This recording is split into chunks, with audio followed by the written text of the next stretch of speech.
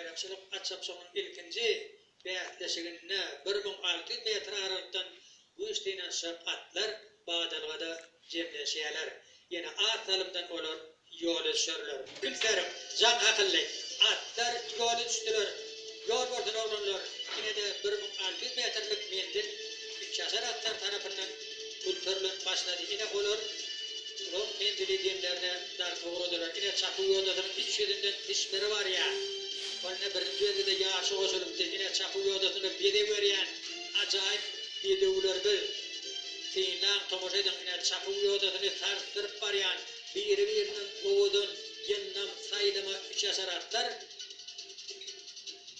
Çapı yoldalarının yandırıp kimin tüyünüp variyalar. Yine tüyünleşimi değil. Hədinin mekvani illeşler.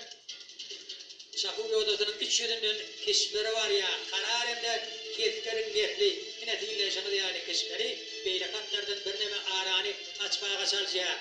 Yine şöhret tarihim erke diyen, keşifleri diyen doğru tüyünleşimi değil. Hədinin öngörüğü elden vermeyen var ya. Yine onun iyi yanılmalı kaygağına kararım yani atlarım. Çapı yoldalarını sartırıp varyalar. Yönü hədir akışları kararıma da, kaygağına da ververerler.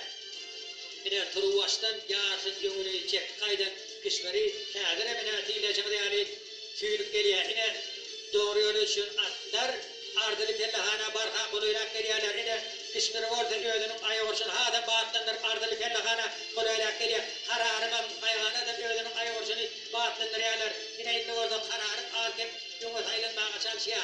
Yine kararım oraya kararım da dağdanın netli kararım.